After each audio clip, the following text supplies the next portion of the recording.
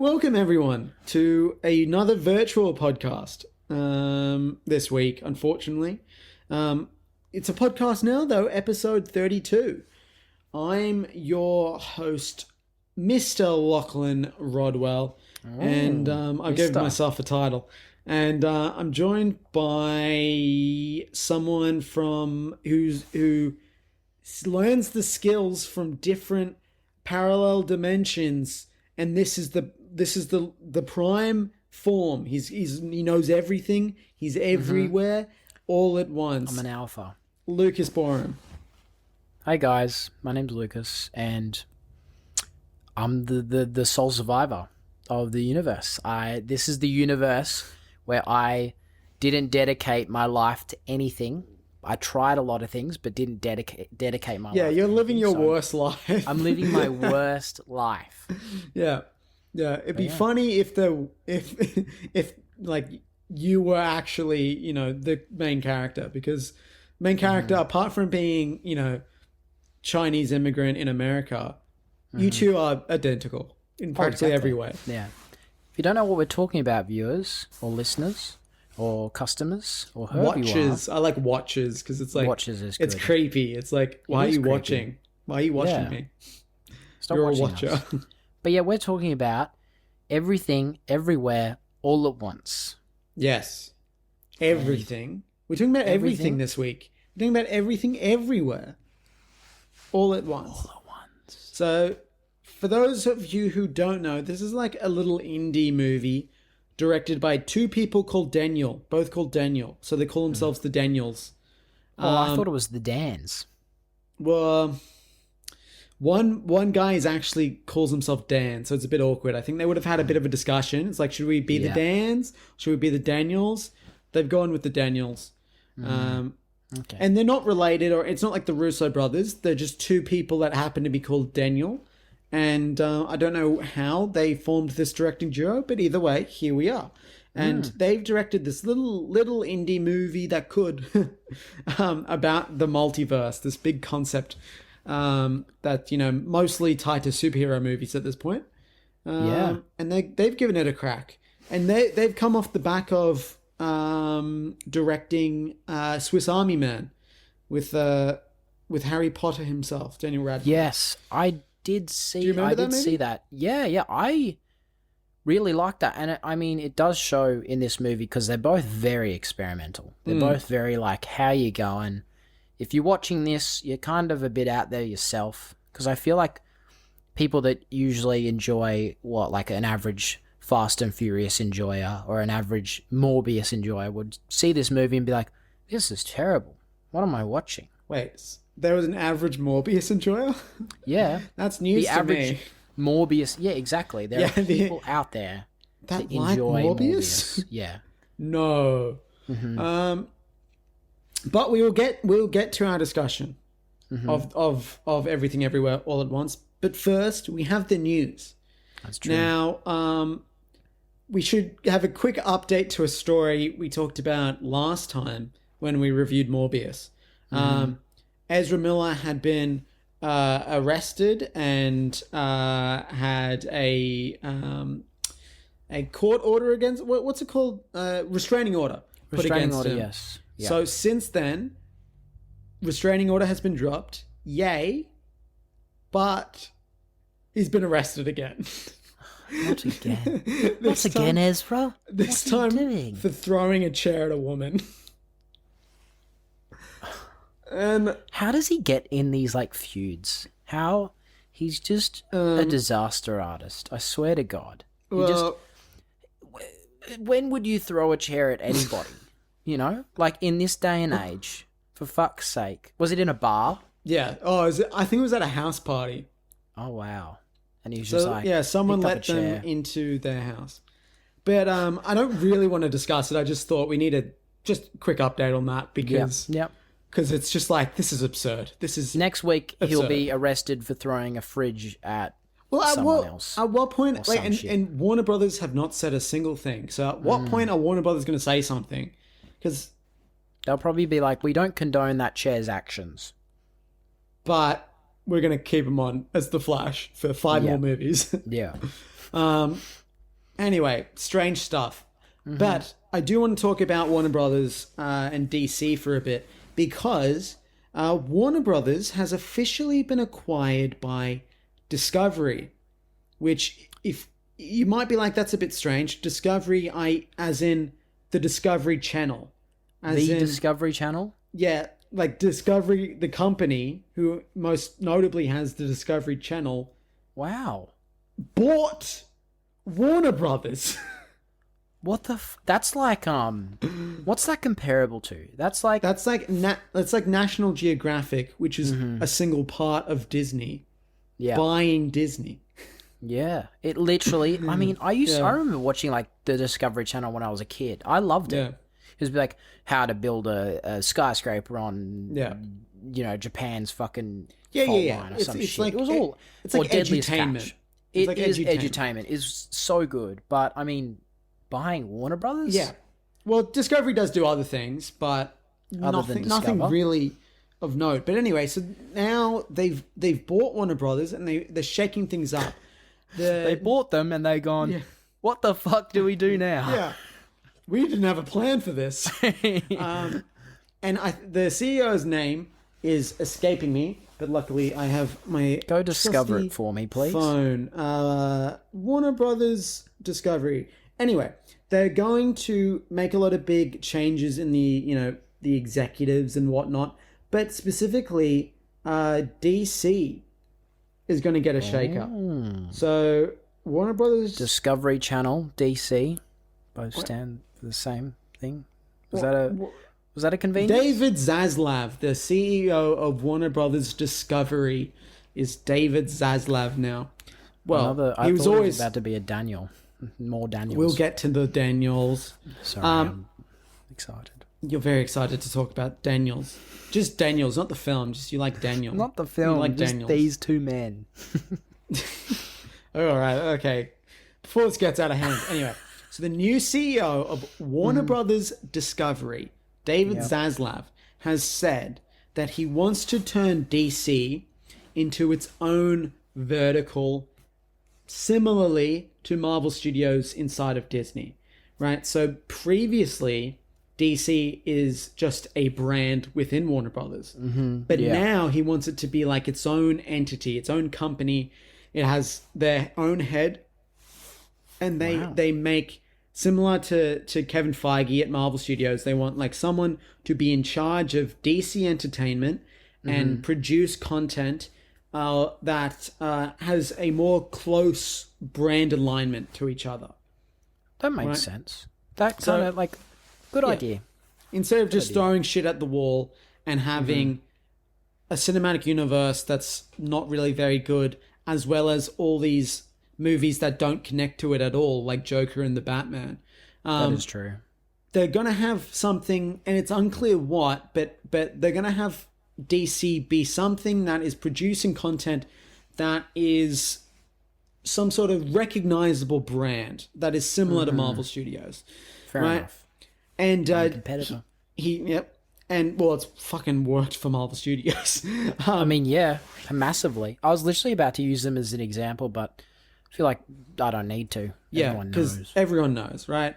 So, but it's slightly different. David Zaslav has said that he's not looking for someone to be like a creative visionary for DC. He's looking for someone to be like a savvy business person.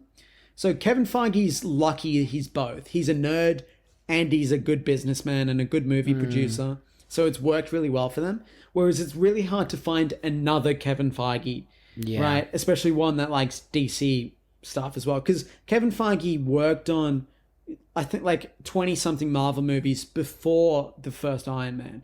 He saw the ups and downs with, like, the Spider-Man movies, the X-Men movies, stuff like the original Daredevil movie with Ben Affleck. He was there through all of that, and so he learned a lot as a result. And he's a very specific movie producer now. You're not going to get that twice. So their strategy is a savvy business person that can make a coherent brand. And I guess the question I want to pose to you is what do you want to see from DC going forward? Whether it be a cinematic universe or different types of movies, just some sort of level of consistency? What is it?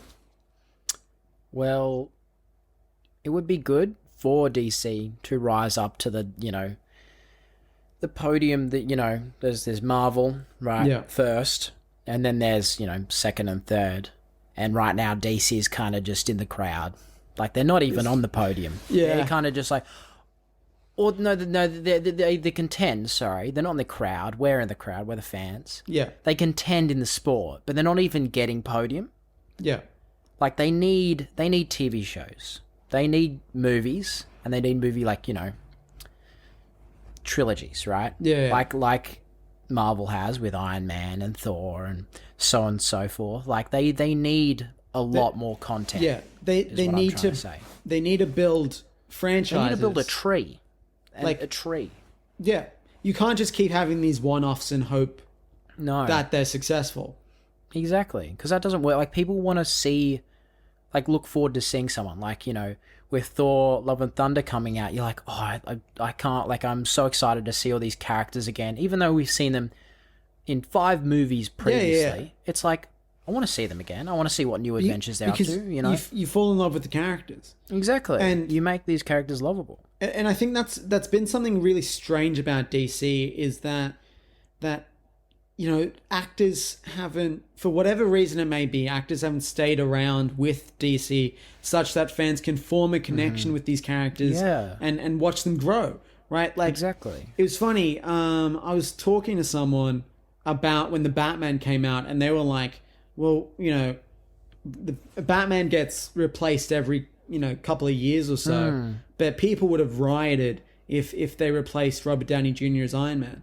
But then I was like, well, people would have rioted if in The Dark Knight Rises they replaced Christian Bale with another actor, right? Exactly. Like, it's not about the fact that they keep rebooting it. It's that they don't stick with anything long enough to grow a connection. Exactly right, because Batman's weird because it's become more of just an image, whereas Iron Man is very heavily associated with Tony Stark. Tony Stark makes Iron Man the character he is today because of just the way he portrays that, if that makes sense. Whereas Batman, he's been portrayed by so many people, like it's kind of like... We know what to expect. Yeah, exactly. And that's what DC is kind of stuck with. They've got, Batman, who, a character we all know, but we don't associate... We associate it with multiple people. Which is the challenge that they have to break and find people to associate these characters with and build upon that, build a whole huge franchise, and then go forth, go ahead with that, if that makes sense. Like, they just need more content. They need more people to come back for more, if that makes sense. Exactly. You can't have people just continually not wanting to come back or not being asked back or... Exactly. Or having to wait a year for another movie or something like that. Yeah, the Ezra Miller situation sucks, but the Flash movie was announced in 2014 and it's coming out in 2023. Stuff like that where it's like, what are you doing? And I think what's interesting about what David Zaslav has said, it doesn't appear like they're necessarily going to do a cinematic universe necessarily. It sounds more like they just want consistency in their franchises. Yeah. And that is still good as well. Yeah. We don't need everything to connect. I think, the Batman and Joker are great examples of what you can do when they don't connect. And people, I'd love if Marvel did a one-shot where they took a character and it's like, look, this isn't connected to the cinematic universe. And we're just going to do a single take. That'd be cool, right? And Marvel Studios can't do that, but DC could. So that's maybe a benefit and a way to diversify themselves against their competitor. So it'll be interesting to see, firstly, who gets hired in this position, and then what they do as a result. DC's in kind of a bit of a shitty period now because it's like they've announced... Warner Brothers has announced that they're going to do something different with the brand, but they have 4 more movies to come out before anything changes. So it's a bit of a grey area. Especially with the fact that The Flash is rebooting their cinematic universe, replacing Ben Affleck with Michael Keaton, and then it's going to relaunch DC, right? But if that came under old management and new management's like, no, then it's just going to feel weird that it's like all this effort was put into a reboot that is now not really going to be continued necessarily. I mean, we don't know, but it's just such a messy place to be. It is. Do you think if they were to do a cinematic universe, just clean, fresh start, or continue with their weird semi-reboot with The Flash? I'd say half-half. Yeah. If that makes sense. Like, keep things that went well in The Flash, because it hasn't come out yet. So yeah, I feel like when it does come out and we're like, oh, that was really good, I reckon you should go from that. Or say Ezra Miller, I don't know, murders someone in the next coming weeks, then that definitely has to change. Because you don't want like a convict in your movie, in your blockbuster. You don't your big blockbuster. You don't want posters of a convict on Times Square. You know, that's a bad image. Something the about Flash. It just he's doesn't so feel fast. Right. He's so quick that he got himself in jail. Oh my god! It's like the Auntie Donna sketch about Jared Fogle in Subway. Where it's like, I think I remember watching that. What kind of Subway cookie can we make, or what kind of Subway sub can we make to make people forget that Jared Fogle's a pedophile? And it's like Warner Brothers has to do that. It's like what movie, what superhero movie can we make that will make people forget that Ezra Miller abuses people and assaults people? Christ! But they got a big challenge on their hands. A big challenge. There's, they're already the underdog as well. Like they treat them like everyone treats DC like shit. Like it's like the underdog. So there's say it's an 100-meter sprint, right? Marvel's there. Usain Bolt is Marvel, right? Yeah. And he's on a normal track. Yeah. Then there's fucking DC, who's Oscar Pistorius. Not even a guy who murders woman. his wife. Yes, all that. And he's broken both of his legs. Yeah, right? intentionally. He has to get to the finish as well. Intentionally, yeah. That's what it's like. That's what this race is. And it's kind of fucked. But here we are. So let's see what happens. I mean, it will be like at least probably 3 years before we see any changes. I kind of hope... The one thing I hope is that the Batman franchise doesn't get... Like, I hope it makes it through the new management. Like, I hope we get a sequel. I think it will, because they place a great emphasis on that franchise. They're like, we can't fuck this up, because we know that it makes a lot of money. Yeah. It's kind of like Spider-Man. They're like, It's a prestige franchise kind of thing. Exactly. Like, it's earned its place in cinematic history. So to have, a reboot that is universally loved and made a lot of money... It'd be foolish not to continue that and, go with another reboot. Exactly right. So hopefully it makes it through it. There's a few things I hope. In my ideal world, I think if I was to take this position as head of DC Entertainment, I would create different labels, and that's how I'd differentiate. So it'd be like DC Prime is like your Marvel Cinematic Universe equivalent, where it's like you create this DC universe of characters, and then you have like a DC Black label where it's like your Jokers, you're the Batmans, and you start making these side movies that are maybe a bit more mature, smaller budgets, that kind of thing. And you take your risks with your DC Black, and then maybe, I don't know, a few other ones, like maybe there's like a kids brand or something where, because the other thing I was thinking about was like the Batman in general as a character, you can of course take it dark and gritty, but you can also take it in that kid-friendly direction. What if they made a real kid-friendly Batman movie in live action? They gave him like a blue and grey costume with a bright yellow emblem, right? And they made it very clear that, this is not in the Batman world. It's its own thing. It's a joke. Yeah. And you kind of frame it like the Lego Batman movie or like the 60s Batman and get kids into theaters and like stuff like that. I think that's where DC could shine now as being differentiated to Marvel by saying, we're not going to try to cater to everyone in every single movie. Instead, we're going to cater to everyone in specific movies. Like, you get this movie, you get that movie. I think I don't know, That's a good idea. I'm the ideas man right now. Yeah, you are. You're a ripper on the ideas right now. Like, I mean, I totally agree. I think that's what I was thinking, but I couldn't do it with words. I struggle a bit with words. And that's why you're not going to get hired by David Zaslav. Fuck him. I don't care. Yeah. We're talking about, like, you know, a billionaire here. Yeah. Anyway. He's not successful. No. What has he done? Other than millions of dollars. Probably. Yeah. He did do that. Yeah, actually. He managed to get the Discovery Channel to purchase Warner Brothers. He was like, hey, guys, we're buying them. Like, why? That's pretty Here's impressive. why. Yeah, it is. Pretty He probably impressive. had a big spreadsheet or something. Big report, and was like, here's why we're buying them. Yeah. But yeah. Anyway, that's a little bit of news. Just a little bit of news. Just a tiny bit.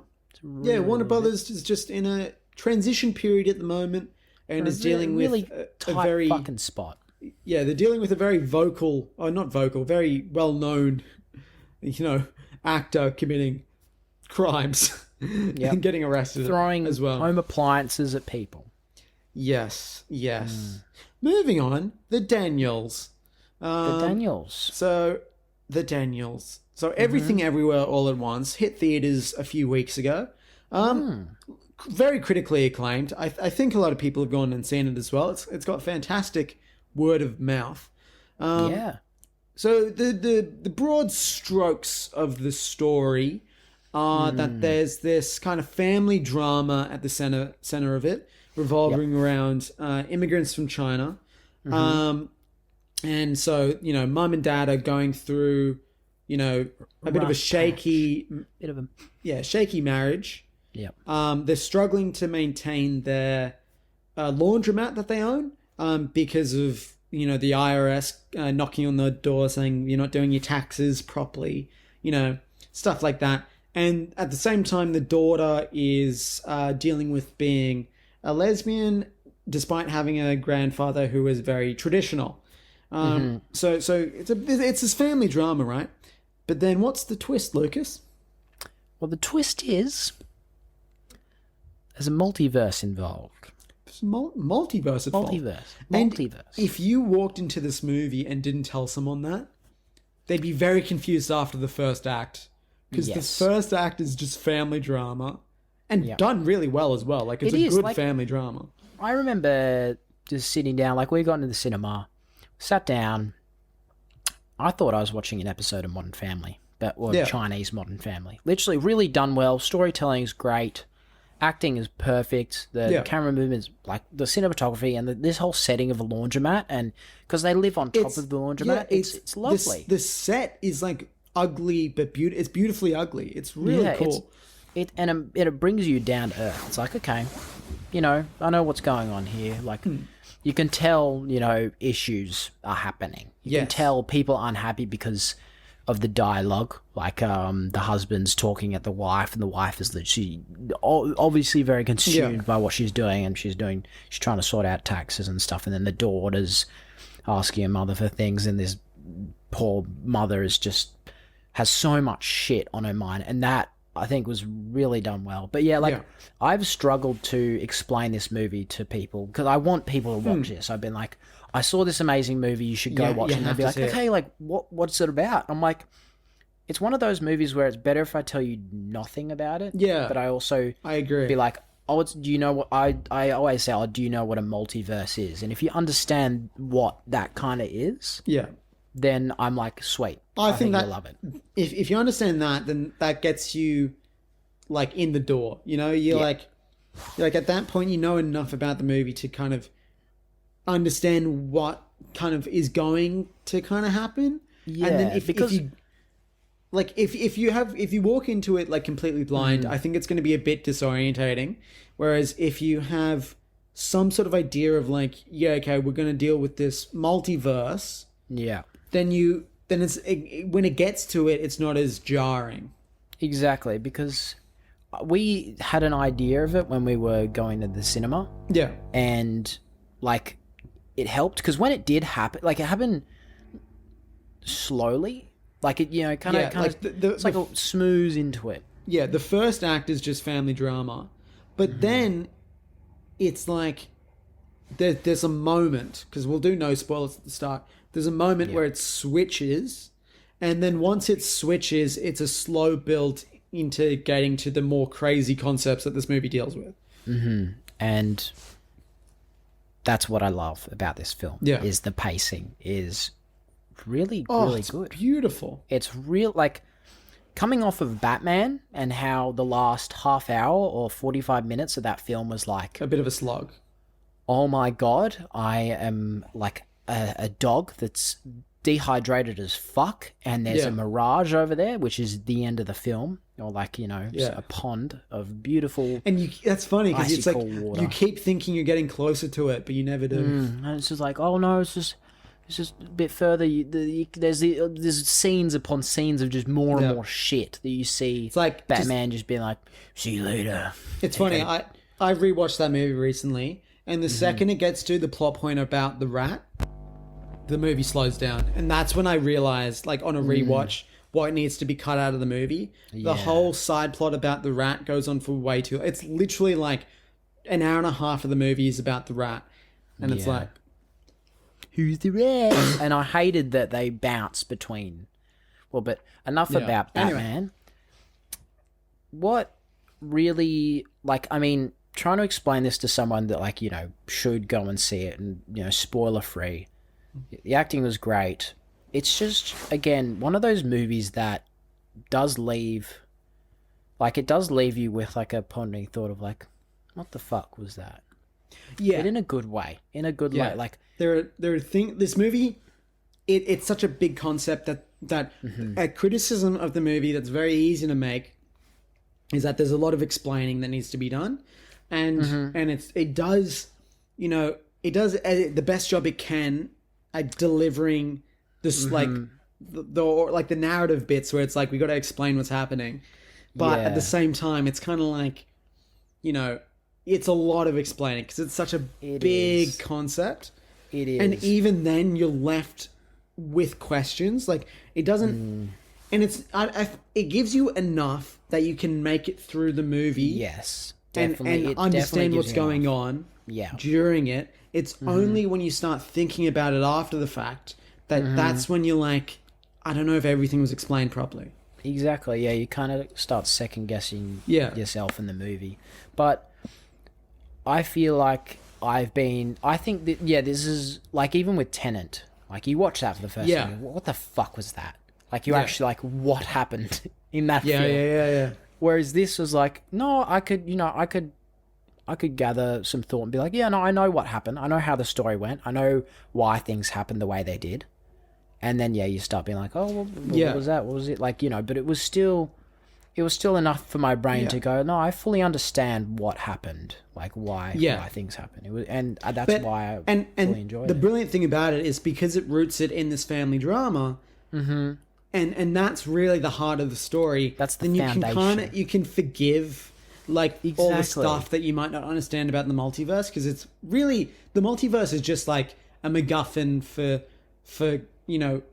like getting these characters to developing the characters and getting them to the end point where they go on these journeys and as a family and what that results in. The multiverse just aids that story. So you can kind of forgive, because the story itself is like, it's really just like a chosen one type story. It's very similar to The Matrix in a way, where it's like have this chosen one, you have this bad guy, and the chosen one needs to stop the bad guy, right? So, but that's really a side plot to the actual story. And that's why I kind of like it. It's refreshing. You have to save the universe, which we've heard so many fucking times. Oh, God. That when, he said it like, but he says it in a way that, you kind of like, it doesn't feel too important, because you do want to find out what the big bad is and stuff like that. And you do, and it's great. It's great for the story.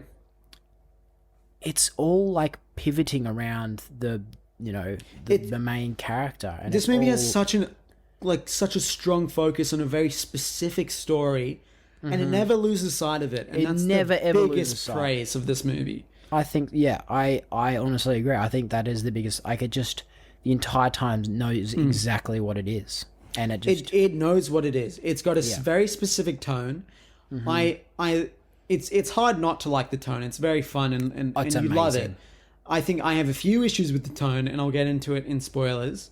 But what do you think about, like, you know, because you know, this movie very dramatic, but it's also very funny. Like, all of the gags throughout the comedy, I thought it was Yeah. fantastic. I thought like the comedy in the dialogue is great because it isn't like over the top. It's very realistic because it's just this Chinese family. I think I know where you're going though. So like the script and the dialogue's very well written, very funny, but then the visual gags can get a bit over the top. That's Right? true. A bit silly. That is true, but again, I honestly really liked that. Like, because all the visual stuff was fucking whack. Yeah. Like we got so whack, but it kept coming back to them, and I think that's why I liked them in the end. Yeah. Because like we will talk further in the spoilers. But like they what never we're came talking back to them too much. Like, the bad thing That's about true. recurring jokes is you can overuse them. So they do recurring jokes, but they don't overdo them. about. No, they don't. And they just get funnier each time. and I love that. I think it was perfectly executed. I Yeah. think like this Yeah. movie is like almost like And very hard. I think it knows what it's trying to do. It does it perfectly. The only issues are kind of minor nitpicks. So Exactly. it's yeah, fantastic. very It minor. really is fantastic. The last thing I want to say in the non-spoiler review is that, you know, it can get very confusing when you're dealing with multiverses in terms Yeah. of you have the same character, the same actor in different worlds. You need to Yeah. make it abundantly clear what universe you're in at any given time. And this movie does a fantastic job. Oh. You are never lost. You know You are exactly never what universe lost, you're yeah. in. It's it's I'm trying to think. I'm trying to think if there were any universes that were kind of very similar. There are ones that are like slight deviations of the main, the very main. So there's like the main one that this version of the characters are from, and this is where like the story starts and a lot of shit happens that kind of destroys that universe. But Yeah. then there are like ones where what if that never happened? Then it's like essentially what the universe. Yeah, the close is- ones are literally just would be. So there's your soul universe. How I explained this to, I think it was to my housemate. So there's the soul universe, right? And then the ones very close to it are just decisions that you make on the fly. So say like a flip of the coin, right? Yeah. That would be just around there. Like in, And then yeah, in the further scheme of ones- things, like it's not that different. Like Yeah, and then for the further and further you go, like I was saying, in this universe I'm me. In a universe further out, I'm a pro surfer or something, or Yeah. I am Gordon Ramsay's chef or something like that. But like, the further and further you get out, like it's just the decisions you've made throughout Yeah. life that are altering you to this other path, and that's what this movie plays off of. Like, if you could access those thoughts of someone in another universe where you are a pro surfer, where you Yeah. are, I don't know, a trampoline expert or some shit. yeah, and then you acquire those skills, and then Exactly. that's how we have this chosen one who could acquire all of these skills, kind of, it's very matrixy the way they do it as well. And I like that. I think this movie is, if it kind of sucks that it's come out during a pandemic, but in other circumstances, I could see this movie being as revolutionary as The Matrix. Oh, 100%. Because it's a cinematic masterpiece. There's no other word to describe it. It's a Oh, it masterpiece. looks beautiful. And like that's what I mean. Like, I actually just want to watch it again. Yeah. Like, I actually just want to fucking watch it again. And I've never said that about a movie I watched on Monday, and it's Thursday now. So Yeah. Tuesday, Wednesday, 3 days ago. Yeah. I I want to watch it again too.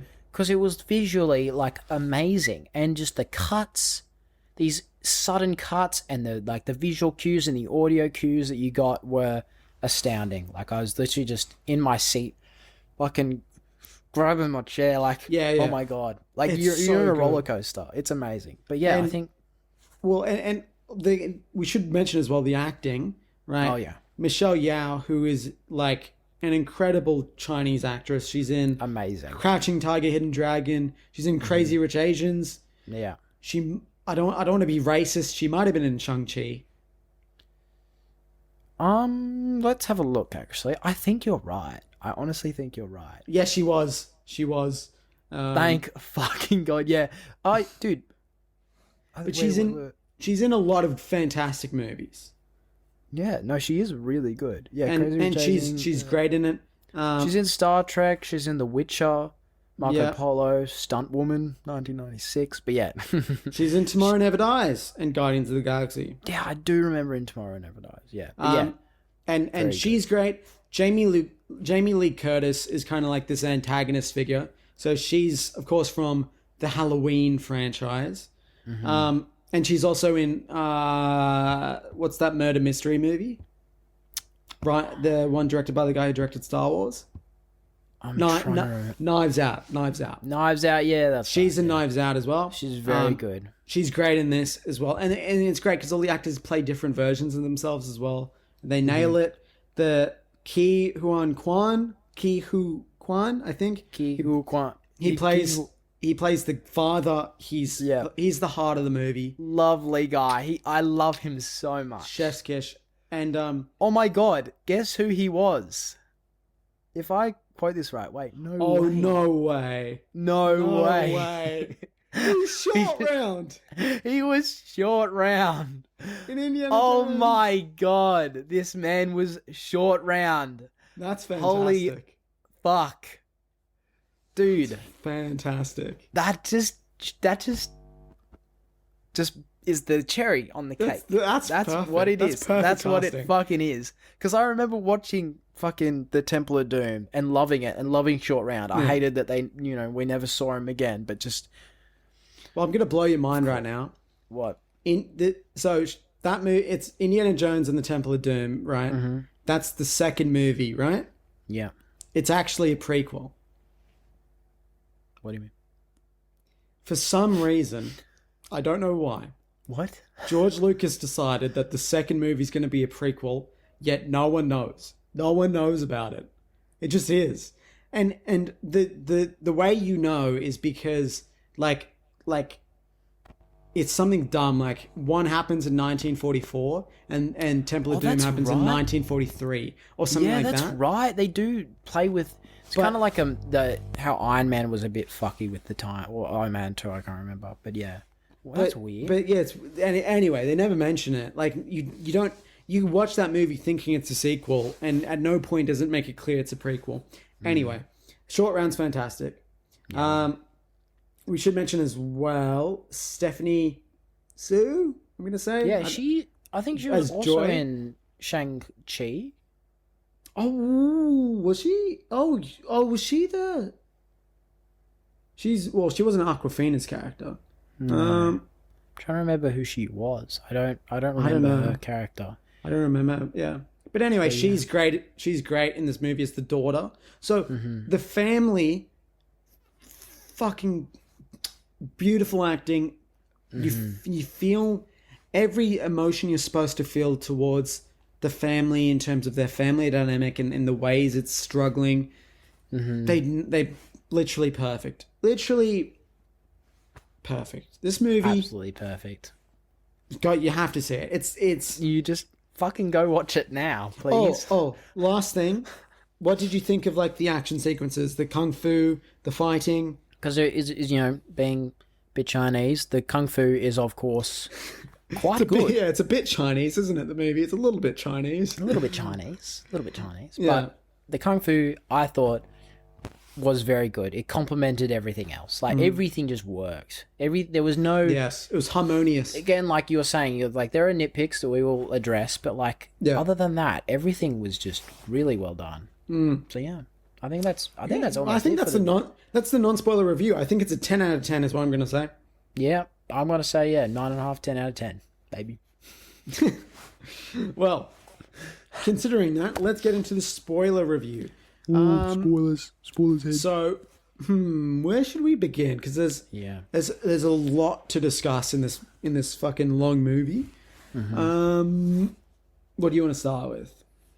Let's start with first of all, so they go to the IRS, right? There's the lady there. She's like, "Oh, I've been through a lot of bullshit," and you see these awards that she's won, and they happen to be in the shape of a butt plug. A butt plug. And I just wanted to find out if the award was just unfortunately shaped or it actually was shaped like a butt plug. I'm really interested to find out. The fact that the line of dialogue was, you don't get one of these without dealing with shit. Yeah. Seems to imply that it would be like a joke amongst the tax people being like, we're going to give out awards that are shaped like a butt plug. And maybe it's like it's inconspicuous enough to get away with it because it's kind of like it's not just wide, it's like close to that shape. So I imagine that in the logic of the movie, it's like these tax guys being funny with each other, being like, "Oh, our awards are going to be like butt plugs because we deal with shit," So yeah, it's one of those silly things, and like I think that's one of the nitpicks I have with this movie is I think all of the jokes, like all the sexual jokes, there's just too many of them that it kind of takes away from the movie because you're trying to say that the main character is somewhat traditional and isn't very accommodating to the more sexual aspects of society, let's say. And then you have her constantly be around sexual things and not really react to it at all. Like the fact that those trophies are butt plugs, or her daughter's using dildos to slap people in the face, or the fact that she goes into like a sex dungeon and then spanks a guy and shit like that. That's true. It's weird. There were quite a lot of sexual themes in this movie. Yeah, it just felt like it felt a bit like, oh, dicks are funny. Yeah. I mean, you're right, but it kind of to me kind of added to the craziness. Yeah, that makes sense. But I understand where you're coming from though. That was just like the dildos for me was funny because it was just so crazy. It was, but also it was very like Saints Row to me. That's exactly what I was about to say. But to me, it didn't feel new. It just felt like jokes that had been made before. I think I don't have an issue with all of them, right? I only have an issue with a few of them. The ones that I think work are when to change universe, you have to do an unlikely event that insanely unlikely. It being so unlikely, it shoots you into the other universe, which I think is a really funny MacGuffin to get you between universes. And so the one that was shove something up your ass, I thought, yes, okay, it works there because you've set this up and it makes logical sense in the context of the movie. And, for Evelyn to fight against that kind of makes sense because it's it's this this unlikely event she's trying to stop from happening to prevent them from gaining new skills. So that works. And even the joke where it's like the guy who likes being dominated or whatever. I thought, that's funny. That's new. Like the fact that you're trying to give these multiversal people the happiest, the thing that makes them happy, and to this guy it's being dominated. I think that was funny. But just but outside of that, anything that was it was a weapon or was just constantly referred to, or I didn't like. I agree. That's one of my major nitpicks. Major nitpicks, yeah. I agree with you. Where you said it was fine, I agreed. But yeah, there were other times where it was okay, I've seen this a bit too much. Yeah. But yeah. I don't know. I get the movie's trying to be quirky, but there's I don't know. There's kind of to me, there's a limit between quirky and just silly, Yeah. And it's the fact that, they wrote down in the script that, oh, Joy's gonna hit people with dildos, and then they filmed it, and then they were in the editing room and putting all the CGI around it, like, and then they test it in front of audiences, and it's like it went through all these stages, and like it was just a bit like, surely someone would have been like, maybe there's something funnier we could do, or maybe something that's more creative. I don't know. I agree. Anyway, major nitpick. Major nitpick number 1. What's number 2? I mean, that is my nitpick. I think the other thing that, you know, I kind of mentioned in the non-spoiler review was I think when they go in the elevator and suddenly the husband is like explaining them all the multiversal stuff, it's just so jarring. And then after it is very jarring. Yeah. After that, it's just like Evelyn is just constantly being like talked to about the multiverse, and she can't react. There's no time for her to react. It's just you've got to keep moving on. And it is kind of hilarious how she fucks up. Like, you know, it is a basic movie trope how the character thinks this and she does this and it's wrong. Like, you know, she was like to her husband, like, come back. And because her husband from another universe was communicating through the husband. Yeah. In her universe. Her actual husband. Yeah, the actual husband, what was going on, but then that husband would leave and then the normal husband would return. And that would confuse the shit out of her. And that was a bit like, fair enough, you don't just instantly get it like that. That, you know, is normal. Yeah. But at the same time, she doesn't ever question much what's going on. Mm-hmm. She kind of just accepts it and then starts going down the path. Mm-hmm. You know what I mean? And it's fine because it's like they're trying to get to the movie as quick as possible, but it's just a bit, it's very jarring, especially when you're going from the family drama suddenly to this multiversal stuff. I just thought that, you know, they ramp into the craziness really well, but it's more that Evelyn as a character is so quick to get it in the movie. Like it that part felt jarring. Like the fact that she never questioned anything that was going on.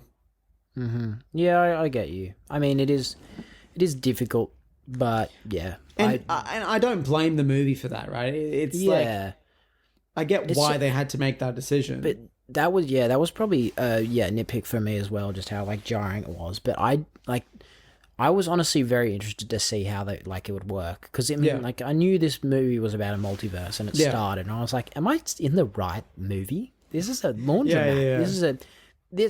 There's Chinese people and they're just having a jolly old time in their laundromat. In their laundromat. Is this the movie that I'm supposed to watch? And it kind of starts hinting it to you, and then it fucking just hits you like a train, and you're like, okay, here it is. There it is. There, it's been presented itself on a silver platter, and you're like, okay, here's like, and it just ramps up from there. But the way it just hits you is a bit. I would like if it kind of started, because that's what I thought was going to happen. I thought, you know, things would start being off, or, you know, you'd kind of creep into it like normal movies do. It's because like when you're watching it, you're not quite sure how they're actually going to deal with the multiverse. Mm-hmm. How they end up dealing with it is that it's like it's not like what I imagine Doctor Strange is going to be, where it's you physically going to a different universe. Yeah. It's more you're like more mentally going to a different universe. Yeah. Mm-hmm. You know, like that's how they kind of change it. The physical body is the same body as the actual person who exists in that universe. Exactly, yeah. It's just you more like transfer your consciousness over. Mm-hmm. And it's kind of blurred, because it's like, you know, what happens to the consciousness of the person in the body you've just taken, and it's like, well, they just kind of go unconscious for a while, you know. So it is a bit weird, but I mean, they handled it right. Yeah. And something something that really confused me about this movie was that how does the technology to travel between universes get to another universe. Yes, because that is very, very true. It was created in the Alpha verse, but how did they? Because from our understanding, right, you can't take objects, but you can take knowledge, and with knowledge you can make it. I guess. Okay. So maybe point. what they should have done was made like, the device a bit, I don't know, fucked, or like a bit not broken necessarily, but look a bit less like a bit homemade. A bit homemade, bit like, there's a telephone on it or something, or it's just a bit like it's obviously been used. Like it's been made from like just weird materials, but it looked like just two Bluetooth devices. Like they look very flush and very nice. And that's the thing about this movie is that it does have a low budget, so it can't. It spends it well. I mean, the visuals are fantastic. Dude, when I saw the budget for this film, we'll do a quick budget, brothers. Quick budget brothers. Budget for this film was $25 million. 25 million. A measly 20. Like that's almost insane. Get 10 of these for one Jungle Book. Like what the fuck?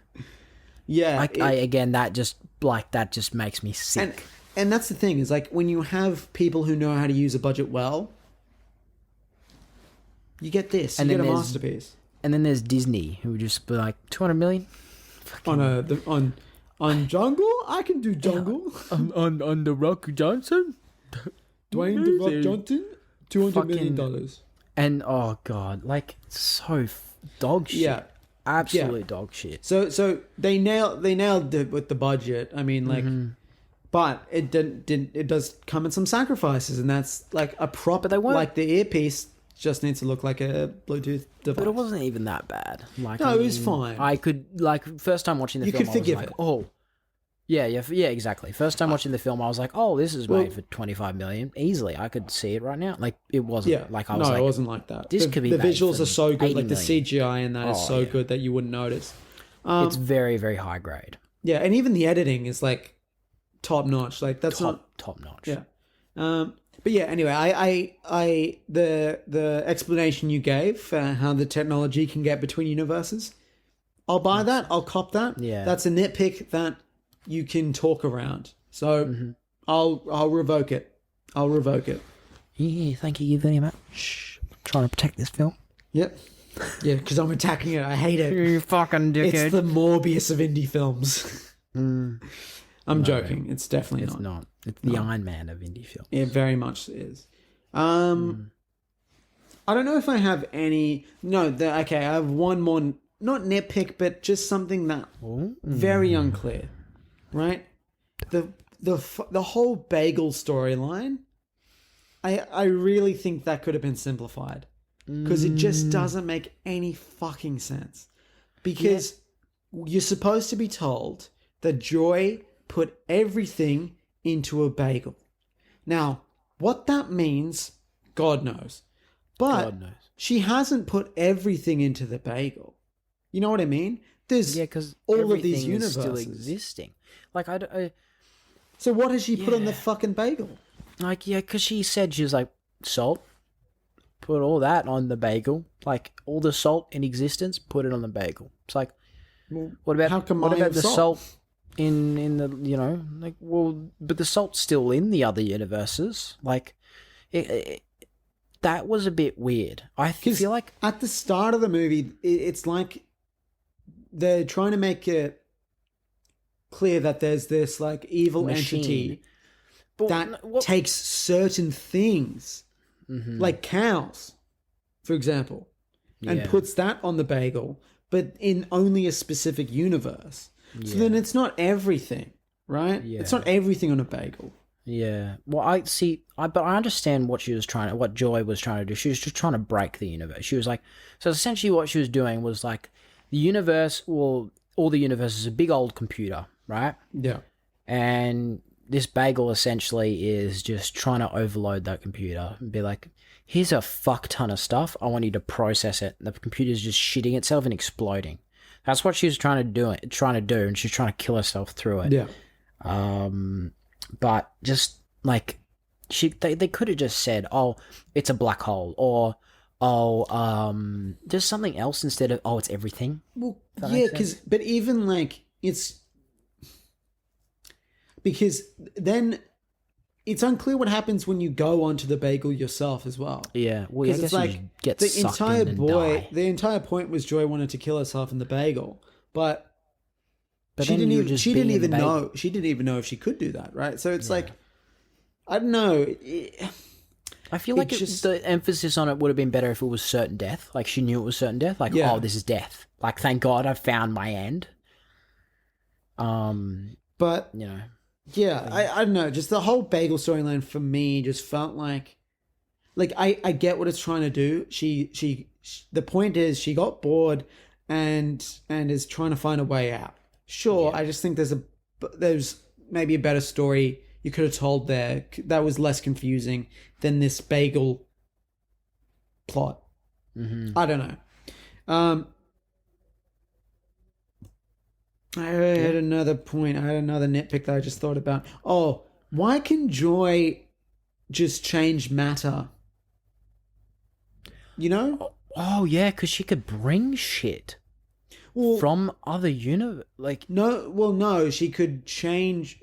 The way I interpreted it was like, let's say I've got this phone, I could turn it into a banana right now. Yeah, it was kind of like what was the stone that Thanos had? The reality stone? Yeah. It was literally like that. She had the power. Because she says something like, oh, all the Earth is like, oh, sorry, all the universe is a bunch of particles that can just be rearranged into anything. But how did she get the power to do it? You know what I mean? Well, because like she exists in all the universes. She just bounces through them all. Right? Yeah. So, I guess. But is there with that knowledge of like your mind's just zooming through your so? fucking. But that's kind of the question I ultimately have: is Joy, does she become a god, or is it through technology that she has that she's able to change matter into anything? Because do we ever see Evelyn changing matter? It's hurting my head. No, I'm trying to think. I need to watch this film again, but like, yeah, I don't think we do. I don't think we do. We see Evelyn gets to the point where she can be in any universe the same way as Joy, but I don't think bring things or can't make things. Yeah, that's interesting. I mean, that's probably like that could be explained in the Alpha universe. They figure out a way to do that, and she's the first or something. It's probably that easy to just be like, oh, like, you know, she was the first to discover this or some shit. Another kind of nitpick. Another thing where it's like when you're watching it in the movie, you would never think about it. It's only when you're at the water cooler at work discussing the movie that you go, hang on a minute. Yeah. I don't know if that makes sense. So it's something that can be talked around, and that's why it's a nitpick. And again, doesn't really detract from the movie. It's another thing where it's like, the movie's still a masterpiece. No matter what comes out of my mouth now, will never change the fact that this movie's a masterpiece. Exactly. It's just these little things. This section is more, well, yes, it's like spoilers, but it's more like, oh, if you've watched the movie, let's talk about it. Yeah. What did you think? Because, I mean, like, you should still go see it. Still just go fucking see the movie. Like, we will tell you spoilers, like, you're spoiler free to not see the movie. You know, like with Morbius, I was like, see it if you're like drunk and you know you have nothing else to watch. But this is like, see it with friends, see it with people that like, you know, they're like counting on you to give them a good film. And yes, it's a very dependable movie. Exactly. If people want to go to the movies and you know you're like, okay, I've got the movie, they won't hate you. Yeah, exactly. They'll come out of that film and they'll be, that was amazing. You like, you know, films like so well. You know. Or they'll be like a bit dumb and they'll be like, I didn't understand that. I didn't know what was going on. And you just be like, a baby, a monkey could understand what a multiverse is. Do you like, because that's the other thing I actually wanted to talk about. Yeah. There you go. About, so this is like the first kind of film we've seen, because, you know, like superhero films are so trendy now. It's kind of multiverse films, and here we go. Here's a film just on a multiverse, because, like, you know, it was a great time to come out because we understand the trend of a multiverse. Oh, it came out at perfect timing. You know, because of Spider-Man Into the Spider-Verse, No Way Home, No Way Home, Loki.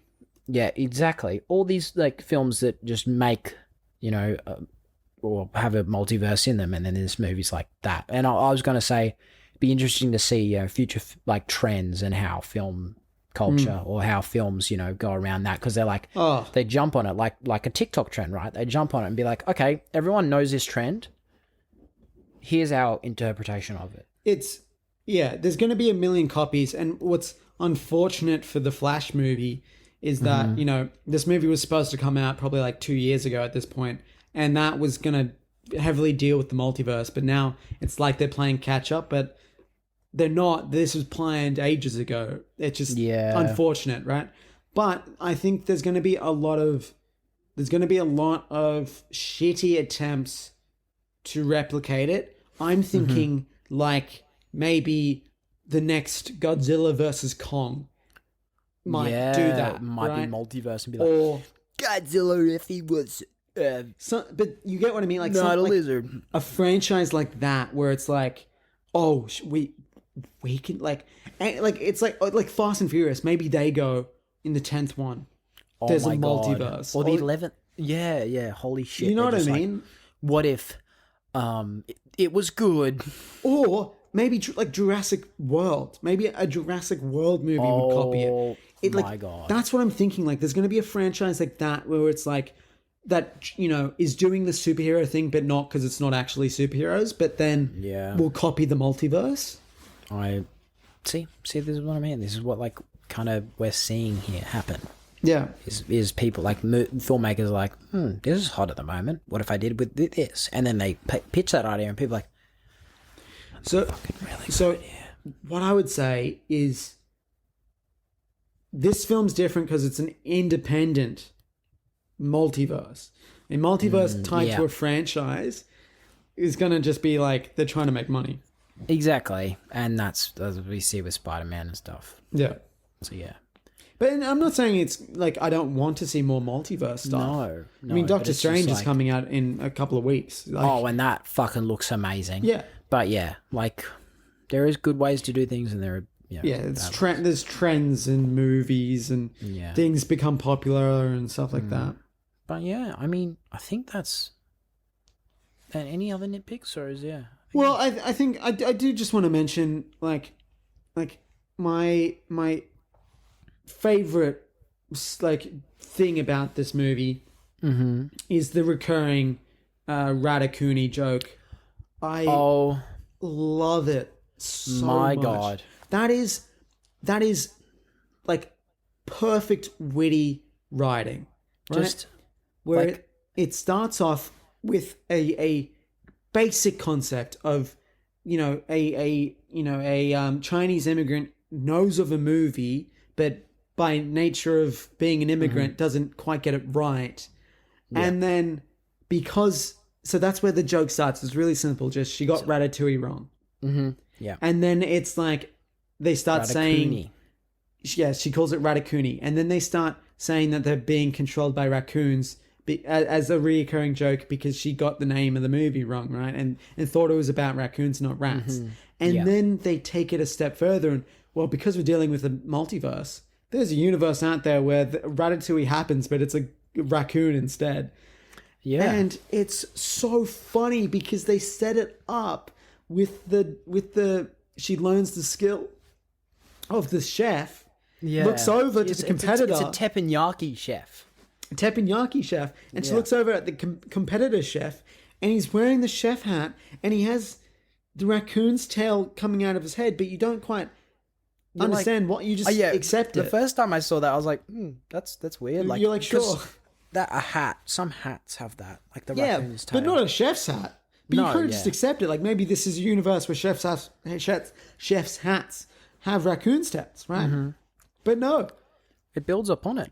It fucking shows you. And this fucking joke has so many layers to it, and it keeps building it up, and like it's just perfectly executed. It's an amazing cake, and it has emotional heart. It's like it turns into a side plot, and that's the best thing this movie does is it has all these side plots in each multiverse, in each universe. Oh my God, yeah, and they all target your heartstrings. Oh my god! And they beautiful. all come back in the end, Yeah. which is what fucking it's perfect. Yeah. It's so good. It's It comes back in the end, and they fucking all figure it out. It's amazing. They will resolve each just universe. literally just like a little bow on the top of your present. It's just perfect. Like It smells amazing. I genuinely can't believe that we got a movie this creative I know. done so well. Like I know. Like that's what I mean. it's such a big idea. That's what I mean. That's why I want to just show it to everybody. That's why, like, I'm literally going to type up now when it comes out on streaming. Like, because I just want to show it to everybody I fucking know and be like, Oh, yeah. watch this movie. Just sit the fuck down. What and we'll watch do it. is when it comes out on streaming or on video on demand or whenever, Mm-hmm. we got to do a movie night and just show it, get everyone, and just say, hey, we're all sitting down, watch this Mm-hmm. movie, trust me. It's that kind of movie. It's so good. And yeah. Wait, what the fuck? When does it come out? May the 13th? Really? I mean, it's a small Bit movie, early. so it won't be in theaters for very long. I want it. Yeah, wait. Everything else all at once. I really want to know, like, find this out. Fuck off, I'm not enabling ads. Oh my, okay, we'll figure it out on another time. We'll get there. But yeah, yeah, wow.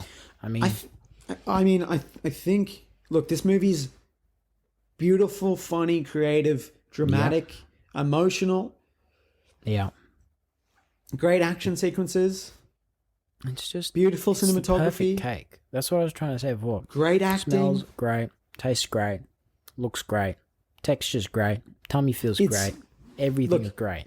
A few people, like, I've been around people that I've like watched online and stuff have said this, that like the Batman was everyone's like most anticipated movie, and Everything Everywhere All at Once is everyone's favorite movie of the year so far. Well, no, I'd say most anticipated Batman, most unanticipated Everything Everywhere All at Once. Amazing. Well, that has been us this week. Thank you very much for listening / watching. And if you enjoyed our little review and spoiler talk on Everything Everywhere All at Once, please consider subscribing, following us. We put this podcast on everywhere you listen / watch podcast. There's just a link in the description if you want to see all that good stuff. And Please do. And next week, I don't actually know what we're gonna do. We'll figure it out. A lot of content is coming out now. There's a lot of stuff, a lot of good stuff that we can potentially talk about. Moon Knight on Disney Plus. It's rocketing towards the finale soon, so we might discuss that, as well as Doctor Strange comes out very shortly in a few weeks. Sonic already came out, as well as Fantastic Beasts. And but a movie I'm going to see this weekend, which, Lucas, if you get a chance to, maybe we'll review it. It's called The Northman. Yes, I've been seeing ads about it. Yes, so it's like a Viking folktale kind of movie. It's directed by Robert Eggers, who has killed it with his past two movies. He directed The Witch and The Lighthouse. Oh, okay, yeah. Well, look, watch it. Let me know how it is, and be like, we have to review this, and I'll probably watch it. Because I'm expecting a masterpiece. Because I love The Witch. I think. Have you seen The Witch?